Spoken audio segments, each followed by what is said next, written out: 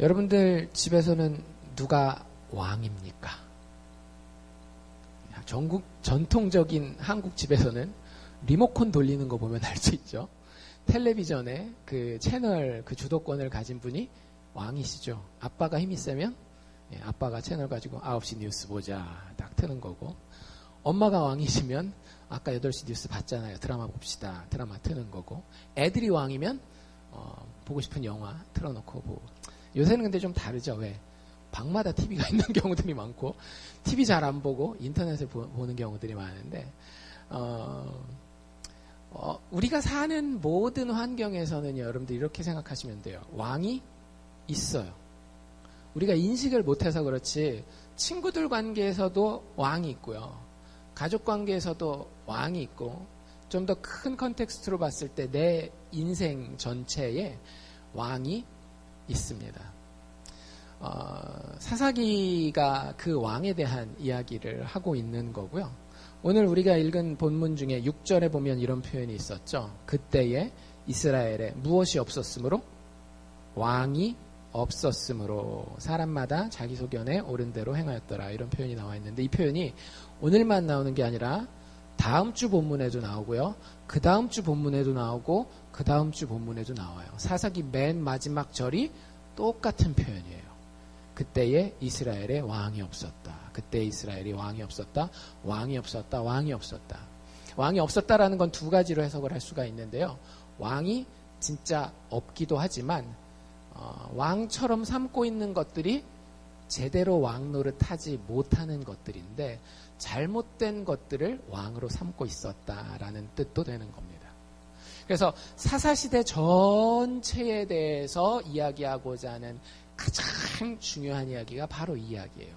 사사시대에는 왕이 없었다. 혹은 잘못된 것들을 왕으로 모시려고 엄청 노력하면서 살았다. 이게 사사시대에 대한 사사기 저자의 평가입니다. 우리가 오늘 17장을 시작하지만 사실 사사기 1장부터 16장까지 우리는 쭉 한번 살펴봤어요. 우리가 몇 명의 사사를 다뤘는지 기억하세요? 짧게 한두 절씩 나온 사사들 말고 그래도 스토리가 이렇게 쭉 나온 사사는 6명이었습니다. 그래서 1장에서 16장까지의 내용을 정리하면 6번 이스라엘은 하나님을 배반하고 그 결과로 대적에게 엄청나게 큰 고난을 받게 돼요. 하지만 6번 하나님은 이스라엘을 자기의 구원자 사사들을 통해서 구원하십니다. 근데 문제는 구원할 때마다 어떻게 되는 거예요? 기억나세요? 다람쥐 쳇바퀴 돌듯이 다시 올라가면 올라간 데서 또 하나님을 배반하고, 이런 것들이 사사기 1장부터 16장까지의 이야기예요. 어떤 학자들은 이게 몇 번 반복됐다라고요? 6번 반복됐다라고 얘기를 하죠. 성경에서는 숫자가 많은 상징적인 의미를 가지거든요. 신의 숫자, 하나님의 숫자가 몇인지 혹시 아세요? 3, 삼위일체, 그리고 7, 우리가 이렇게 럭키 세븐 하잖아요. 7 이런 것들인데, 거기서 6이면은 하나 부족한 거죠. 그래서 그 하나 부족한 수 6은 보통 사람의 숫자 혹은 마귀의 숫자라고 부릅니다.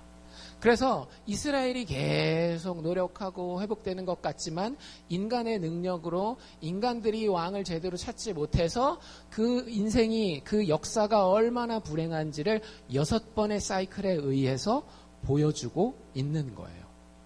그리고 나서 사실 16장까지면 바로 그 다음, 사사기 다음 책이 뭔지 아세요? 창세기, 출애굽기, 레위기, 민수기, 신명기, 여호수아, 사사기, 룻기는 근데 괄호 안에 들어가는 책입니다. 빼고 그 다음에 사무엘상이라고 하는 이제 다윗 이야기가 나와요.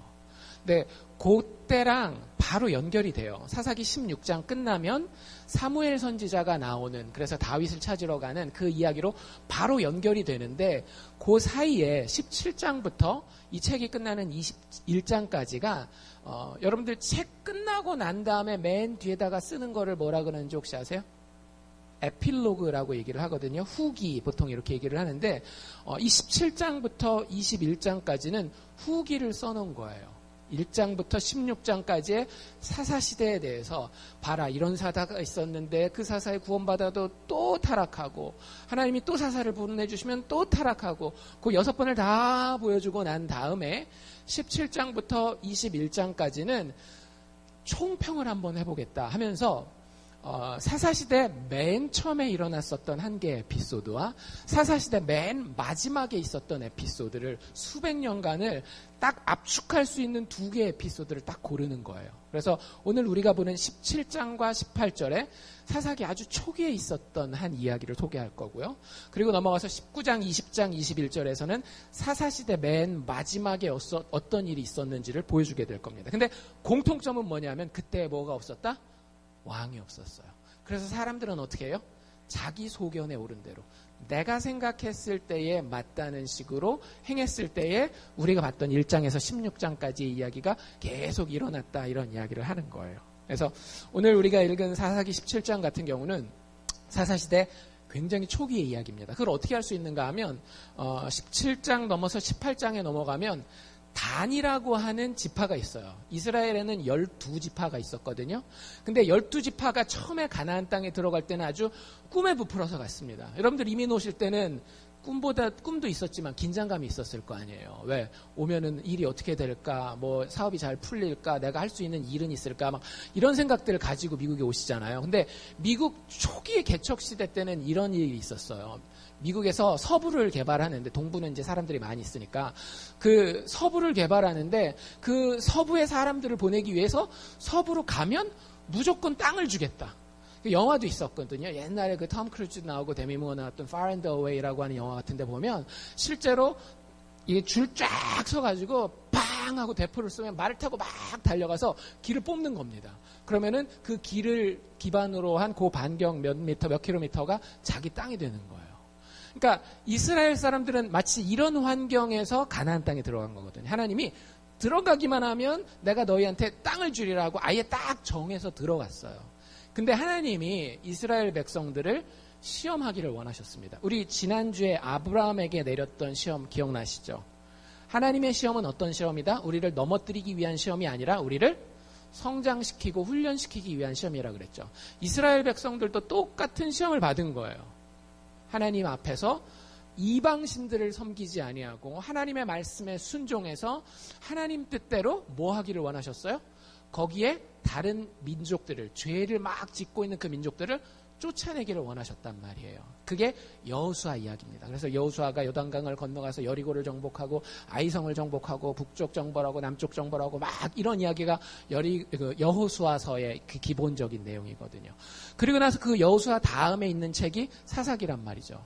그래서 사사기 1장에 보면 어느 지파가 어느 땅을 정복했고 어느 지파가 어느 땅을 정복했고 가다가 어떻게 됐었어요? 기억이 너무 가물가물하시죠. 하도 오래돼가지고 가다가 근데 어느 지파는 어디는 정복했는데 어디는 정복하지 못하고 이게 말이 점점 흐려지는 거예요. 하나님이 분명히 주기로 약속한 그 땅에 들어가긴 했는데 겁도 나고 불편도 하고 하니까 점점 하나님의 명령도 잊어버리고 하나님이 주신 땅을 자기네 것들로 완전히 취하지 못하는 그런 모습들이 나오고 그 1장 맨 마지막에 나오는 지파가 누구냐 하면 단지파예요. 다른 지파들은 그래도 우에 거기 버텨가면서 거기 막 이렇게 엉덩이라도 들이밀고 막 이러고 있는데 단지파는요 하나님이 주신 그 땅에서요 쫓겨나요. 참 창피한 거죠. 하나님이 약속하셔서 너희가 거기 나아가서 나의 이름으로 믿음으로 용기 있게 싸우면 내가 그 땅을 주리라라고 이야기하셨음에도 불구하고 거기서 겁내하고 막 안타까워하다가 결국에는 쫓겨나요. 하나님이 주신 땅이 한참 남쪽이었는데 거기 못 버티고 쫓겨납니다. 근데 그 단지파의 이야기가 오늘 17장, 18장 그 에피소드에 나오는 걸 보면 아마 이 17장, 18장의 에피소드는 사사기 맨 처음에 있었던 그 초기 시대의 이야기인 것 같아요. 재밌는 건 뭐냐 하면 27장, 18장에는요 여호와라고 하는 하나님의 이름이 거의 등장하지 않습니다. 한 번 등장하고 세 번, 그러니까 17장에 3번 나오고요. 18장에 한 번 나와요. 그 앞에 16장까지는 어떻게 되는가 하면 각 장마다 평균적으로 여호와 하나님의 이름을 한 그 7, 8번 정도 계속 이야기를 하거든요. 근데 여기 17장, 18장 이야기로 딱 들어오면 여호와 이름이 싹 사라져요. 그러니까 사사시대에 이스라엘의 영성을 마지막 에필로그로 이 예화를 소개하면서 정확하게 사사기 저자가 보여주기를 원했던 겁니다. 중요한 그 힌트를 먼저 드리면은요. 신기한 건 사사기 1장부터 17장까지 이스라엘의 대적은 항상 어디 있었어요? 이스라엘 바깥에 있었어요. 그쵸? 블레셋 족속이라든지 아람 족속이라든지 모압이라든지 암몬이라든지 항상 이스라엘이 어려움을 당할 때 그 원인이 바깥에 있었어요. 늘 그들과 싸웠습니다. 근데 싸우고 나면 또 어떻게 돼요? 또 괜찮아지는 것 같다가 또 다시. 그래서 항상 외부의 적이 문제인 줄로 알고 있었는데 16장을 끝내고 사사시대를 평가하면서 사실 사사기 저자는 근데 너희들 그 역사를 돌이켜보면서 혹시 착각하고 있으면 그 착각에서 빨리 깨어나라고 하면서 17장, 18장, 19장, 20장, 21장을 보여주는데 여기서는 더 이상 외부로부터의 적이 있을까요? 없을까요? 없어요. 모든 적은 이스라엘 안에서 나옵니다. 심지어는 이스라엘 12주파 중에 하나가 아주 거의 멸종될 위기까지 처하거든요. 그 블레셋이 와서 그렇게 하느냐? 암몬 사람들이 모압 사람들이 와서 그렇게 하느냐? 아니에요. 잘 보시면 이스라엘이 이스라엘을 그렇게 죽여요. 여러분들 이 17장 18장 오늘 다음 주 볼 텐데 자세히 보시면 우리의 대적이 얼마나 내 안에 우리 믿음의 공동체 안에 뿌리 깊게 박혀 있는지를 보실 수 있어야 됩니다. 그걸 보여주고자 하는 것이 이 마지막 에필로그 5장의 목적인 거예요. 오늘 이야기로 한번 그럼 들어가 보도록 하죠. 오늘 이야기의 주인공은 누구죠? 읽어보니까 미가라고 하는 사람입니다. 원래 미가는 그 애칭이에요. 미국 사람들도 빌 클린턴 하면 빌이 애칭인 거 아시죠? 빌은 원래 그 호적에다가 쓰는 이름으로 어떻게 써요? 빌 클린턴이 아니라 윌리엄 클린턴 이렇게 쓴단 말이에요. 그래서 윌리엄이 너무 기니까 빌 이렇게 하는 것처럼 이 미가도 애칭입니다. 미가의 원래 이름은요. 미가 예후라고 하는 이름이에요. 어쨌든 이 미가라는 사람이 1절에 보니까 어디에 살고 있었는가 하면 에브라임 산지에 살고 있었다라고 이야기를 합니다.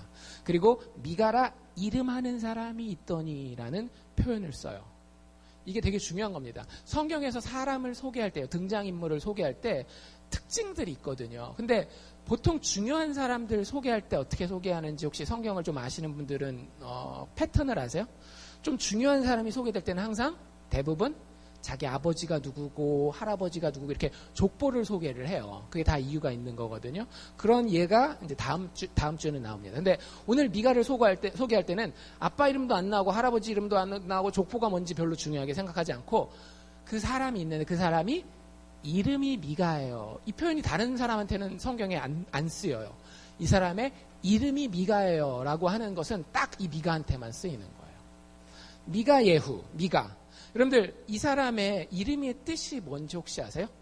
미라고 하는 것은 후라는 뜻이거든요. 카예후라고 하는 것은 카는 like, 뭐뭐처럼, 뭐뭐 같은 이런 뜻이고 예후는 야훼, 여호와, 하나님의 이름을 가리키는 거예요. 그래서 그걸 합치면 미가의 이름의 뜻은 누가 여호와와 같겠는가?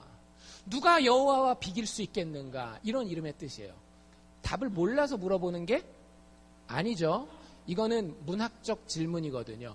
누가 여호와와 같겠는가라는 것은 여호와와 같은 분은 있다 없다? 없다라고 하는 거예요. 이름이 되게 좋죠. 이 아이의 아들을 낳았을 거 아니에요. 엄마가 아들을 낳고 이 아이의 삶에서 누가 여호와와 같은 분이 있을까? 여호와만이 가장 중요한 분이고 여호와만이 내 아들을 가장 축복하실 분이고 여호와 외에는 이 아이가 섬길 다른 신이 없다. 이게 미가라는 이름의 뜻이라고요. 이름 굉장히 좋은 거예요. 게다가 아주 유력한 지파 에브라임 지파 소속이니까 이 사람이 이런 이름을 가지고 있다라고 하는 것은 그 이름에 상당한 의미가 사실은 있다라고 하는 겁니다. 여러분들 오늘 17장도 그렇고 18장도 그렇고 문학적인 측면에서 우리가 꼭 주의해서 봐야 되는 건 뭐냐면요.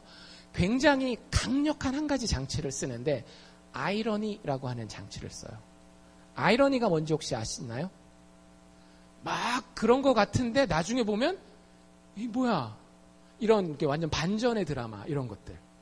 일부러 이름을 이렇게 소개하고 있는 거예요. 이름이 어떻다고요? 너무너무 좋다고요. 이름이 오직 하나님만 높이고 오직 하나님만 섬기는 이름인데 이야기를 보면은요 완전 아이러니예요. 전혀 그러지 못한 이야기가 나옵니다. 2절에 보면 미가가 엄마한테 가서 얘기를 해요. 뭐라고 얘기하는지 잘 들어보십시오. 그 어머니에게 이르되 어머니께서 은 1,100을 잃어버리셨으므로 엄마가 굉장히 부자였던 것 같아요. 은 1,100은 그 당시 단위로 따지면 세겔이라고 하는 단위를 쓰는데 요즘식으로 따지면 한 28파운드 정도 된대요. 여러분들 은이 28파운드면 얼마 정도 될까요? 안 사보셔서 모르시죠? 은은 28파운드 정도면 한 지금 현재 가치로는 한 6, 7천 불 정도 한답니다. 작은 돈은 아니죠. 근데 그 당시에는 우리 그냥 이게 지금 단위로 따지기는 좀 그런 게 나중에 보면 연봉을 줄 때 제사장, 그러니까 목사님 연봉을 줄 때 제사장이 목사님은 아니지만 그냥 비슷한 위치라고 했을 때 연봉을 줄 때 1년에 은 10개를 주니까 오케이 하고 그 직을 받거든요. 그러니까 연봉이 은 10개인데 이 엄마가 가지고 있는 돈은 얼마였어요? 10개도 아니고 100개도 아니고 1100개가 있었더라고요. 굉장히 부자죠. 근데 문제는 그걸 잃어버린 거예요. 도둑 맞은 거예요. 그냥 어디다가 흘리고 간 게 아니라 누가 들어와서 그 어머니의 그 굉장히 큰 재산을 갖다가 최소한 그 당시로 따져도 한 사람이 뭐 몇 달은 벌어야 하는 먹지도 마시지도 않고 그냥 벌기만 해서 몇 달치 월급을 통째로 잃어버린 겁니다. 근데 이게 미가가 자기 엄마한테 하는 거예요. 엄마 은 1,100 잃어버리셨었죠? 그리고 잃어버리고 난 이후에 저주하셨죠? 근데 이분이 굉장히 신령한 분이었던 것 같아요. 어머니가. 이 돈을 잃어버리고 나서 어떻게 하신 거예요? 막 소리 질러가면서 기도를 하신 거예요. 하나님, 내가 돈을 잃어버렸습니다. 엄청나게 큰 돈을 잃어버렸는데 이 돈을 가지고 간 그놈은 아주 하나님의 저주를 받아서 다리가 부러지든지 눈이 멀어서 장님이 되든지 해가지고 아주 그냥 막 저주를 퍼본 거예요. 집에서 기도를 하면서. 근데 그 저주하신 것이 누구한테 들렸대요? 내 귀에도 말씀하셨어요. 근데 그 저주한 기도의 내용을 나중에 밥 먹다가 있잖아 아들아 내가 돈 많이 잃어버렸거든. 그래서 하나님 앞에 이렇게 저주하면서 기도했어 라고 아들한테 얘기를 한 겁니다. 저한테 그렇게 말씀하셨죠. 근데 밥상에서 이제 뭘 이렇게 밑에서 꺼내는 겁니다. 보소서 그 은이 누구한테 있나이다? 나에게 있나이다. 누가 훔쳐간 거였어요? 아들이 훔쳐갔어요. 등잔 밑이 어둡죠. 그렇죠? 아들이 엄마 돈을 훔쳐간 거예요. 수억이나 되는 그 돈을 훔쳐가가지고 엄마가 저주하는 기도를 듣고 다시 엄마한테 보소서 그 은이 나에게 있나이다 라고 얘기를 하면서 내가 그것을 취하였나이다. 여기서 취하였나는 그 아주 말을 부드럽게 쓴 거죠. 내가 그거 훔쳐갔은 겁니다 라고 이야기를 합니다. 여러분들 어떠시겠어요? 아들이 돈을 훔쳐간 거를 발견한 순간 마음이 무너지시겠죠. 이 엄마도 마음이 무너졌을 수도 있어요. 근데 이 엄마가 어떻게 하는지 얘기를 잘 들어보십시오. 어미가 가로되, 이 미가의 엄마가 얘기를 하는 건데 2절 맨 뒤에 보면 내 아들이 여호와께 복받기를 원하노라. 뭐 가지고 복받기를 원하는 건가요? 아들이 도둑놈 된 거에 대해서 아들이 엄마한테 들키지도 않고 돈을 훔쳐간 거 대단한 도둑놈입니다. 여호와의 복을 내리시기를 원합니다. 이걸 원하는 건가요? 문맥상 그건 아닌 것 같죠. 뭐 때문에 복받기를 원하는 것 같아요? 엄마 돈 훔쳐간 거 다시 갚아준 거 그거 때문에 그래도 우리 아들이 회개하고 돌아왔으니까 하나님께서 복 주시기를 원합니다. 뭐 이런 맥락일 수도 있는 것 같아요. 근데 자세히 보시면 여기서 미가는 회개하지 않았어요. 미가는 절대 회개하지 않았습니다. 진짜 어머니 앞에 내가 어머니 돈 가져갔는데 그거 가지고 내가 그래도 가문을 일으켜 보려고 사업을 하려고 그랬는데 그래도 그게 양심에 찔리니까 이거 다시 어머니한테 갚아놔야 되겠다. 이런 마음이 전혀 아니었어요. 미가가 그 돈을 다시 가지고 온 이유는 딱 하나였습니다. 뭐 때문이었죠? 엄마의 저주의 기도가 무서웠기 때문에 그런 거예요. 그러니까 이 사람의 성품 때문이 아니라 이 사람의 어떤 삶의 패턴, 방향성 때문에 그런 거예요. 여러분들 혹시 누군가가 여러분들을 막 저주하는 말을 들어보신 적 있으세요? 거기다가 막 하나님의 이름을 걸고 내가 너 절대 성공하지 못하도록 막 기도할 거야. 막 이런 말 들어보신 적 있으세요? 아주 독한 사람이 아니면 대놓고 그런 얘기는 못하겠죠. 근데 만약에 들었다라고 해봅시다. 만약에 들었어요. 여러분들 마음이 어떠시겠어요? 좀 찜찜하시겠죠. 근데 여러분들 그게 뭐에 따라 달라지는가 하면 돈 액수에 따라 달라집니다. 내가 내 친구 지갑이 저기 있어서 친구가 화장실 간 사이에 1불짜리 하나 슬쩍 했어요. 근데 그 친구가 교회를 너무 열심히 다니는 친구인데 와가지고 돈이 없어진 거예요. 바로 그 자리에서 기도하네요. 하나님, 내 돈 일부를 가져가신 그놈 자식 하나님께서 저주하시고 멸망시켜 주시기 원합니다. 그럼 마음이 좀 뜨끔해서 1불 내놓을 수도 있고 돌려줄 수도 있어요. 근데 내가 그 사람 몰래 그 사람 재산 중에서 100만 불을 슬쩍 했어. 근데 그 사람이 막 저주기도 하고 막 그런 얘기를 하면 많은 사람들은 어떨까요? 내가 욕먹고 말지 뭐. 100만 불이 내 수중에 들어왔는데. 보통은 그럴 거예요. 돈의 액수에 따라 달라질 거란 말이죠. 근데 아까도 제가 말씀드린 것처럼 미가가 훔친 그 금액은 많은 금액이다, 적은 금액이다? 굉장히 많은 금액입니다. 100년치 연봉을 줄 수 있을 정도의 많은 돈이에요. 근데 그럼에도 불구하고 미가가 어떻게 했어요? 그 저주를 무서워했어요.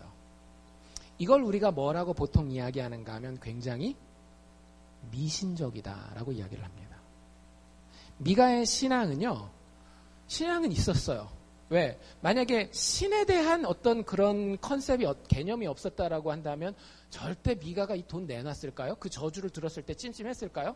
절대 그럴 일이 없을 거예요. 그렇죠? 신은 있다라고 하나님이 있다라고 생각한 거예요. 교회도 열심히 다녔고 뭐 이랬었던 사람인 것 같아요. 근데 그게 되게 미신적인 거죠. 여러분들 미신적이라는 말과 비슷한 말이 하나 있거든요. 그게 뭔지 아세요? 기복적이라는 말이 있습니다. 지금 미가가 이 돈을 돌려준 데는요, 이유가 있는 거예요. 나름대로 계산이 다 된 겁니다. 잘 생각해 보세요. 내가 남의 돈 100만 불을 해 먹었어요. 내 수중에 있어요. 아직 돌려줄 수도 있고 안 돌려줄 수도 있는데 내가 이거 가지고 조금 하루 이틀 살다가 확 죽어버리는 게 나을까? 아니면 차라리 100만 불이지만 돌려주고 좀 길게 인생을 살면서 쾌락도 누리고 어떻게 사는 게 더 좋을까? 이거에 대한 계산이 미가 머릿속에 딱 쓴 거예요. 그리고 나서 뭘 선택한 거예요? 나한테 더 유리하고 내가 더 많이 누릴 수 있는 것을 선택한 겁니다.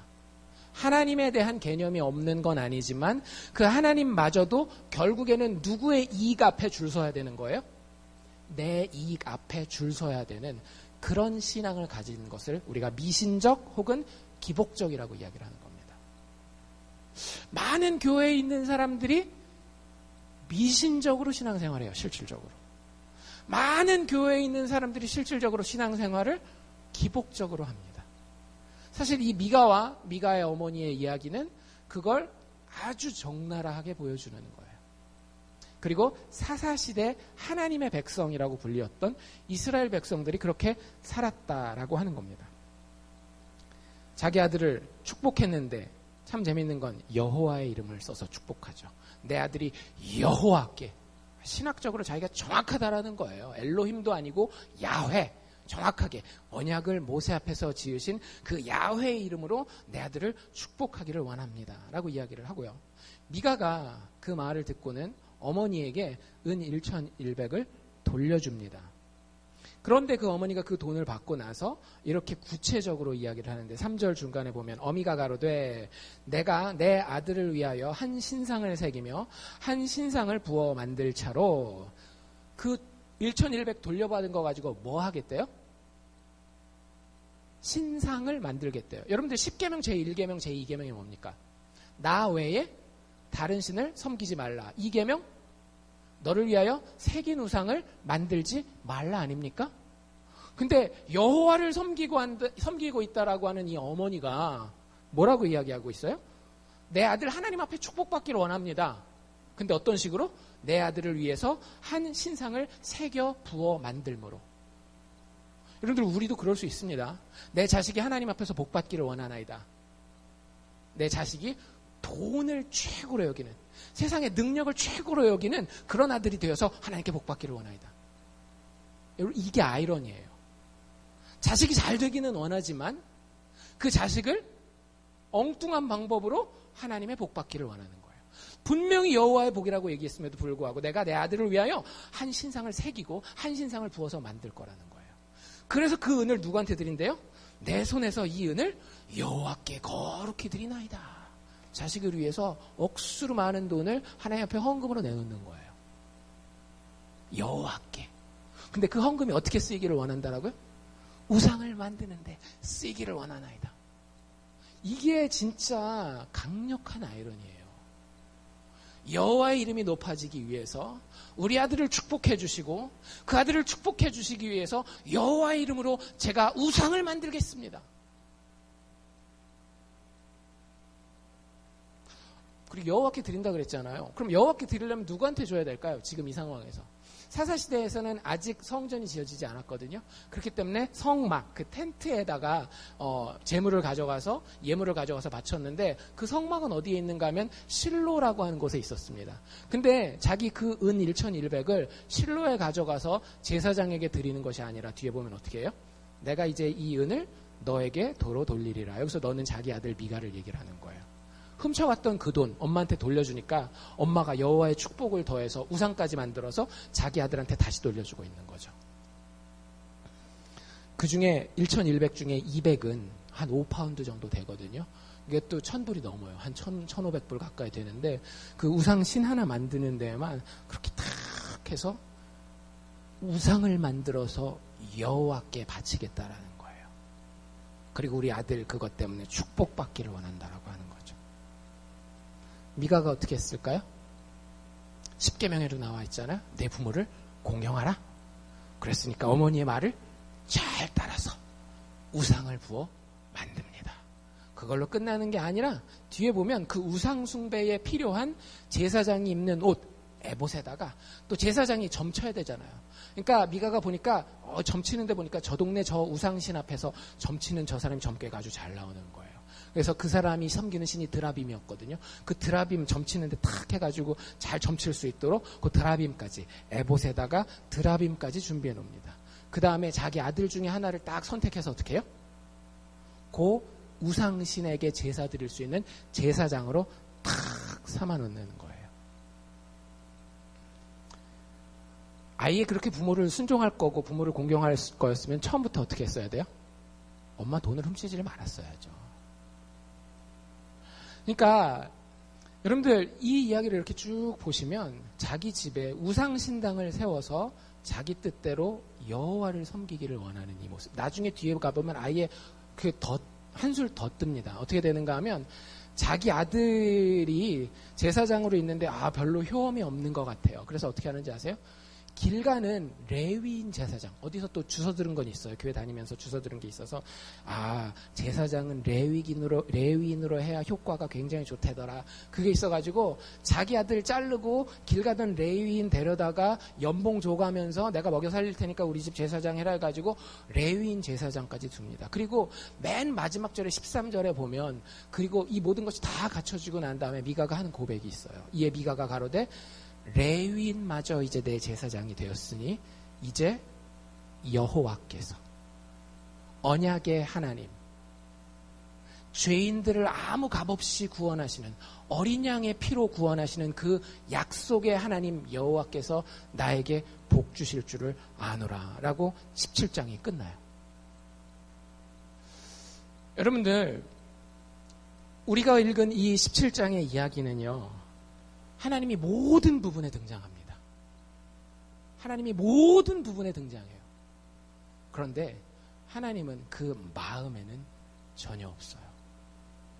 하나님의 진리는 전혀 그 빛을 내지 못하고 있어요. 하나님의 모든 부분에 있어 보이지만 단지 형식과 전통에만 남아서 나한테 도움을 주느냐 안 주느냐에 대한 기준만 가지고 그 모든 일들이 진행되는 것을 볼 수 있습니다. 왜 그랬겠어요? 아까 우리가 읽은 6절 말씀 때문에 그런 거예요. 그때에 누가 없으므로? 왕이 없으므로 사람마다 자기 소견에 옳은 대로 행하였더라. 제가 자꾸 왕 하면 여러분들 기분 나쁘실 거예요. 왜? 왕은 어떤 존재니까? 나보고 얼마든지 이래라 저래라 할 수 있는 존재예요. 왕은 여러분에게 와서 술 끊어 얘기할 수 있어요. 왕은 여러분들에게 와서 성격이 굉장히 난폭한데 그 난폭한 성격 죽여 얘기할 수 있어요. 너 자존심이 너무 세고 자기의가 너무 강한데 그거 없애 라고 얼마든지 얘기할 수 있어요. 여러분들이 너무너무 소중하게 여기는 그것 한 가지 있죠. 아브라함에게는 그 독생자 이삭이었잖아요. 왕은 여러분들에게 그거 포기해 라고 이야기할 수 있다라고 하는 겁니다. 그래서 우리는 왕을 싫어하는 거예요. 근데 제가 최근에 굉장히 재밌는 동영상을 본 적이 있어요. 많은 무신론자들이 우리가 믿는 기독교의 신을 공격할 때 뭘 가지고 공격하는가 하면 신이 사랑하고 용서하고 우리를 위로하고 그래야지 어떻게 신이 사람을 지옥에 보낼 수 있느냐 이런 질문을 한 적이 있어요. 팀 켈러 목사님이 이제 대학 캠퍼스들을 다니면서 똑똑한 사람들한테 질문을 받거든요. 그러면 질문들이 아주 기발합니다. 그러니까 그것도 마찬가지잖아요.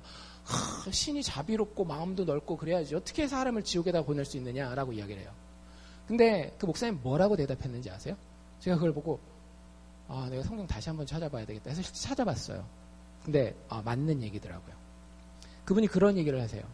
본인이 성경책을 읽어보고 특별히 기독교 저자들 중에서는 C.S. 루이스라든지 신곡을 쓴 단테 같은 사람들의 글들을 이렇게 읽어보면 지옥의 정의가 아주 확실하다라는 거예요. 지옥은 어떤 곳이냐? 이래라 저래라 하는 하나님을 거절하는 사람들이 자기 발로 자원해서 가는 곳. 다시 한번. 지옥은 어떤 곳이냐? 내 인생에 하나님이 와서 이래라 저래라 하는 것이 싫어서 그 하나님을 거절하는 사람들이 자기 발로 자원해서 가는 곳이 지옥이라고 하는 거예요. 그런 생각 안 해보셨죠? 나는 지옥 되게 가기 싫은데 왜 이것 못했다고 저 계명 어겼다고 나를 지옥에 보내나라고 생각하는데 여러분들 잘 생각해 보십시오.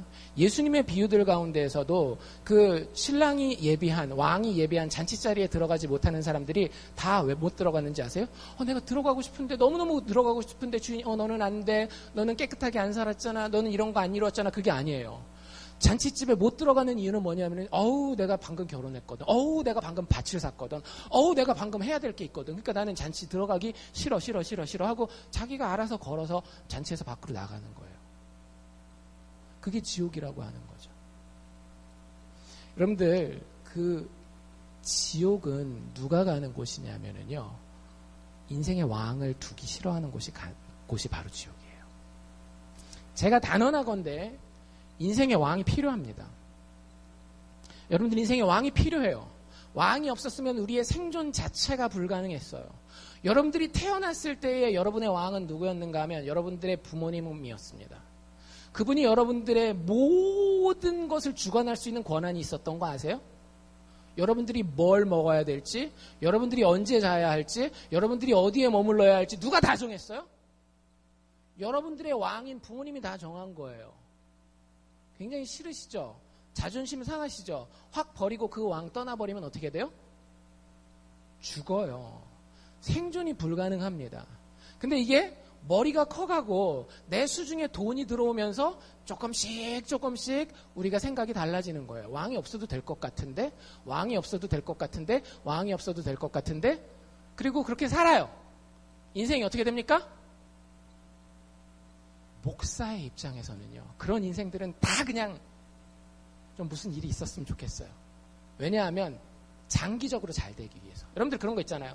자식이 친구들이랑 돌아다니면서 마약하고 막 이런 데 막 빠지고 그러면 부모 마음은 어때요? 어떻게 해서라도 이 자식을, 제가 아는 어떤 부모는 그래서 자기 자식을 갖다가 경찰에다가 신고한 부모도 있어요. 그 사람 나중에 됐더라고요. 인간이 됐더라고요. 그렇게 해서라도 되기를 원하는데 문제는 뭐냐면 목사의 마음은 그렇지만 이 세상은 영적 전쟁터예요. 우리가 왕을 모시기 원치 않았을 때에 왕을 모시지 않으면 인생이 아주 그냥 잘못되고 힘들고 하면 우리가 쉽게 바른 길로 돌아올 수 있는데 마귀는 거기서 딱 갈아먹고 있는 거예요. 진짜 무서운 게 뭔지 아십니까? 여러분들 이 미가의 이야기에서 진짜 무서운 건 뭐냐면요. 미가와 미가의 어머니가 온 가족이 이렇게 하나님을 제대로 섬기지 못하고 있는데 나쁜 일이 일어나요, 안 일어나요? 나쁜 일이 하나도 안 일어나요. 재수에 온 붙은 거 하나도 없어요. 하나님을 향해서 자기들 마음대로 행하고 하나님을 왕이라고 립서비스는 굉장히 좋죠. 막 여호와께서 축복하시기를 원하노라.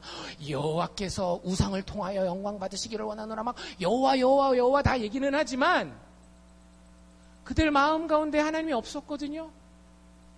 근데 그 삶을 잘 보면 찝찝할 게 없어요. 너무 잘 나가요. 그냥 잘 돼요. 원래 현찰 많이 있었고 그 돈 가지고 다른 사람들한테 떵떵거리면서 살 수 있는 그런 삶을 사는 모습을 보여줍니다. 여러분들 이게 1장에 안 나온 게 다행인지 아셔야 돼요. 1장에 이렇게 나왔으면 그래 나한테도 옵션이 있는 거 아니야? 왕 없이 나도 좀 이렇게 어떻게 피해갈 길이 있는 게 아니야? 아니에요. 여러분들 이게 17장에 나온 게 이유가 있다니까요. 1장부터 16장까지 왕 없는 역사였잖아요. 어땠어요? 왕 없는 인생은요, 단기적으로는 굉장히 좋아 보여요. 단기적으로는 되게 좋아 보입니다. 근데 조금만 중장기적으로 보잖아요. 왕이 없대든지 아니면 잘못된 왕을 가지고 있으면은요, 그 인생은 굉장히 파괴적이에요. 혼란으로 가득 차게 됩니다. 여러분들 집안에 누가 왕입니까? 아까 제가 처음에 물어봤는데. 현대사회에서는 보니까 미국도 비슷하더라고요. 자녀들이 왕이죠. 한국에서 여러 가지 문제가 되는, 미국 사람들은 절대 그럴 일이 없지만 이슈 중에 하나가 기러기 아빠. 그러니까 아빠가 따로 떨어져 있고 애들 이제 유학 보내고. 근데 요즘에는 기러기 아빠가 어떤 아빠들도 있는가 하면 시골에 사는데 아들 공부를 위해서 서울 강남으로 유학을 보내는 그런 아빠들이 있어요. 그래서 강남 학군에서 학교를 다녀야 되고 대치동 학원가에서 학원을 다녀야 되고. 근데 아버지는 시골이라기보다 뭐 충청도나 뭐 이런 데 정도. 그런 데 있으면서 새벽부터 신문 배달도 해야 되고 일반적으로 직장도 나가야 되고 끝나고 나면 밤에 대리운전도 하고 막 이래야 돼요. 자식이 왕이거든요. 자식을 위해서 모든 걸 다 드리는 거예요. 근데 그런 뉴스는 여러분들 한번 찾아서 보십시오. 얼마나 행복한가? 사실 끝이 없어요. 많은 경우는요, 아버지는 자식을 왕으로 섬기면 돈 찍어주는 ATM 머신밖에 안 됩니다. 여러분들, 인생에 하나님이 아닌 다른 왕은요, 우리 앞에 포악해요. 착각하지 마십시오. 여러분들이 자식을 왕으로 삼았어요? 아니면 돈을 왕으로 삼았어요? 아니면 커리어를 왕으로 삼았어요? 일정 기간 동안은 여러분들이 느낄 수 있는 보람이 있을 겁니다. 내 자식이 이렇게 잘 되네? 이대로만 밀면 되겠어? 내 사업? 이 정도면 괜찮은데? 세상에서 성공할 수 있을 것 같아? 내 커리어? 이 정도면은 뭐 세상에 누구랑 견주어도 괜찮을 것 같은데?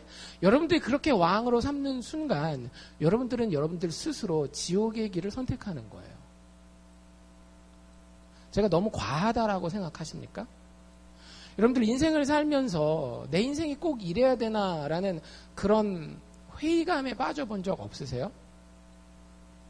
여러분들 인생은 그런 고민을 한번 해봐야 됩니다. 그래야 철드는 거예요. 그냥 돈 있고 건강하니까 내가 괜찮은 줄로 살면은요, 그렇게 살다 그냥 죽는 거예요. 근데 인간은 절대 그걸로 만족할 수 없다니까요. 진짜 안식이 있어야 되고요. 진짜 평안함이 있어야 되고요. 진짜 내가 죽음을 두려워하지 않고 이 세상을 살 수 있는 용기가 있어야 돼요. 근데 왕을 잘못 세워놓거나 왕이 없으면은요, 우리의 인생은 그 왕으로 인해서 가면 갈수록 피폐해지는 겁니다. 그래서 사사기가 그렇게 강조하는 거예요. 당신의 인생은 왕이 있습니까? 제대로 된 하나님이 보내시는 구원자 왕이 있습니까? 여러분들, 하나님이 보내신 구원자 왕이 누구예요? 예수 그리스도 아닙니까? 예수 그리스도는 왕이 되기 위해 이 땅에 오셨어요. 우리 마가복음 할 때 봤잖아요. 근데 그분은 어떻게 하셨어요? 다른 사람들이 다 로마 제국을 무찌르고 이스라엘 백성들의 군대를 일으켜서 황금으로 만든 보좌에 앉으십시오라고 얘기할 때 예수님은 그 길을 다 거절하고 어떻게 했어요? 가시의 혈관을 쓰고 십자가에 올라가서 우리가 예수를 그렇게 모욕하고 우리가 예수를 그렇게 무시했음에도 불구하고 우리를 위해 죽어주신 왕이 예수라고 하는 왕이에요. 여러분들, 그 왕만이 여러분들의 인생을 살립니다. 제가 분명하게 단언할 수 있어요. 여러분들의 남편도 아내도 여러분들의 왕이 되어서는 안 돼요. 여러분들의 자식도 여러분들의 부모도 여러분들의 왕이 되어서는 안 돼요. 여러분들이 가지고 있는 돈도 여러분들의 커리어도 여러분들의 왕이 되어서는 안 돼요. 왜? 그들이 왕이 되면 여러분들을 짓밟을 것이기 때문에 지금 당장 단기적으로는 여러분들이 그것을 통해서 굉장한 기쁨과 보람을 느끼는 것처럼 느낄지는 모르겠지만 사사기의 역사가 분명히 증명하듯이 우리의 인생은 그들을 왕으로 섬기는 가운데에 제대로 된 왕을 가지지 못한 가운데에 서서히 파괴되어져 갈 것입니다. 내가 죽는지도 모르게. 그러할 때 우리의 삶은요, 자기의 소견대로 살게 되는 증상이 계속 드러나게 돼요. 내 뜻대로 자식 교육하고 내 뜻대로 돈 벌기 시작하고 내 뜻대로 세상의 쾌락을 누리기 시작하고 오늘 여기 나와 있는 이스라엘 백성들, 미가와 미가의 가족들을 보면 그들은 절대적으로 여호와를 공경하고 섬긴다라고 믿었습니다. 우리가 교회에 나가서 성찬식에 참여하고 내가 예수를 믿습니다 입술로 고백하는 것처럼 미가와 미가의 가족도 절대적으로 자신은 여호와를 공경하고 섬긴다라고 믿었다라고 하는 거예요. 그런데 그들의 삶의 모습을 보면 어떻습니까? 인간의 옳고 그름을 따질 때에, 인생의 옳고 그름을 따질 때의 기준이 뭐였어요? 자신의 소견 아니었습니까? 하나님의 말씀이 아니라, 여호와의 말씀이 아니라 자신의 경험과 자신의 기대치와 자신의 계산이 옳고 그름을 따지는 기준이었다라고 하는 거예요. 삶 가운데에 종교는 있었지만 구원과 하나님의 기적의 능력의 감격과 감동이 전혀 없었던 사람이에요. 하나님의 약속과 명령이 분명히 있음에도 불구하고 너희는 이 땅을 정복하고 그 가운데 내가 허락하는 축복을 받도록 하여라. 그것을 위해서는 우상을 숭배하는 이 백성들을 쫓아내도록 하여라 라고 하는 하나님의 약속과 명령이 있었음에도 불구하고 그 명령을 무시하고 그 약속에 대해서 포기하고 자기에게 주어진 세상적인 그림에만 익숙해서 그것이 편안해서 그 모습으로만 인생을 살았었던 것이 미가와 그 당시의 사사시대 이스라엘 백성들의 모습이었다라고 하는 거예요. 여러분들, 우리의 삶과 많이 다릅니까? 이건 수천 년 전에 무식한 예수 잘 못 믿는 사람들이 살았던 삶이라고 여러분들 그렇게 쉽게 이야기할 수 있습니까? 여러분들은 뭘 가지고 옳고 그름을 따지십니까? 진짜 하나님의 말씀이십니까? 여러분들이 자녀를 양육할 때 이 아이의 성품을 교육해야 할지, 이 아이의 지식을 교육해야 할지 정말 하나님의 말씀이 옳고 그름을 따지는 기준입니까? 아니면 세상에서 이야기하는 어느 대학 가야 하고 어느 잡을 가져야 된다라고 하는 그것이 여러분들의 옳고 그름을 따지는 기준입니까? 여러분들 삶에는 예수 그리스도의 십자가를 바라볼 때마다 그 십자가가 너무나 아름다워서 거기서 내 죄가 용서받을 수 있다라고 하는, 거기서 내가 참 자유인이 될 수 있다라고 하는, 거기에 나의 진짜 평안이 있다라고 하는 그 감격과 감동이 정말 살아있습니까? 아니면 마지못해서 일주일에 한 번씩 그냥 교회 나와 주시고 계십니까? 하나님이 여러분들에게 살라고 하는 부활의 능력으로 예수의 축복의 풍성함으로 항상 기뻐하고 쉬지 않고 기뻐할 수 있는 그 부활의 능력으로 살라고 하신 그 명령이 여러분들의 삶 가운데서는 얼마나 무시되어지고 있고 얼마나 포기되어지고 있습니까? 하나님의 이름은 우리에게 얼마든지 가득할 수 있어요. 마치 이 미가의 이야기에서 하나님의 이름이 가득한 것처럼. 하지만 우리는 그 모든 것 가운데에서 왕이신 예수를 잃어버리고 지낼 수 있다라고 하는 겁니다. 당신의 인생엔 진짜 왕이 있습니까? 여호와의 구원자이신 예수가 정말 당신의 왕이십니까? 그렇다면 정말로 예수가 선언한 그 예수의 자기 정체성이 내 삶의 가장 감격스러운 주인으로 역사하고 있습니까? 팀 켈러 목사님이 늘 쓰시는 표현 중에 하나가 뭐냐면 functional God이라고 하는 거예요. 교회 다니는 사람들 잘 들으라고 하는 거죠. 우리 교회 다니는 사람들 치고 하나님을 하나님이 아니라고 인정하는 사람 별로 없어요. 근데 functional God, 나에게 실질적으로 작동하는 것이 누구냐라고 하는 거예요. 학생들 같으면 공부할 때에 내 공부의 주관자가 되어서 내 공부의 최종적인 목표가 되는 게 누구냐라고 하는 거예요. 내가 친구 파티를 가고 친구 생일 잔치에 가고 놀러 다닐 때에 그때 진짜로 내 인생의 주인이 되는 그 펑셔널 갓이 누구냐라고 하는 거예요. 나의 쾌락이냐, 나의 육체냐, 아니면 세상적인 자랑이냐. 어른들 같은 경우에는 내 자녀를 키우는 데에 나의 만족함이 진짜 나의 돈 버는 것이 진짜 나의 왕인지, 아니면 내가 그거 다 없어도 예수가 나에게 진짜 만족함을 주는 펑셔널 갓인지. 팀 켈러 목사님 아주 분명해요. 선명해요. 대부분의 교회 다니는 사람들이 their functional God is not God in the Bible. 성경에 나와 있는 하나님은 절대 아닌 경우가 많다라고 하는 거예요. 입술에 립 서비스는 많죠. 마치 미가의 가정처럼. 여러분들 정말 예수가 당신 왕이십니까? 그래서 예수가 가르치신 제자의 길은 여러분들에게 전 재산을 내놓으라고 요구할 수도 있습니다. 제자의 길은 여러분들의 모든 명성을 포기하라고 이야기할 수도 있어요. 심지어는 아브라함에게 요구했던 것처럼 그 자식을 포기하라고 요구할 수도 있습니다. 그런데 그 예수가 가르치신 제자의 길이 내가 따라가는 삶의 모습입니까? 여러분들 진지하고 신중하게 반응하십시오. 여러분들의 입술의 고백은 저에게는 중요할는지 모르겠지만 하나님께는 어쩌면 하나도 중요하지 않을 수 있어요. 여러분들의 마음의 고백이 정말로 왕을 모시고 계십니까? 예수 안에 드러난 하나님만을 신뢰하고 의지하는, 그래서 왕이 반드시 필요한 그런 죄인들로 겸손하게 인생의 자리에 다 서시기를 주의 이름으로 축원합니다. 기도합시다.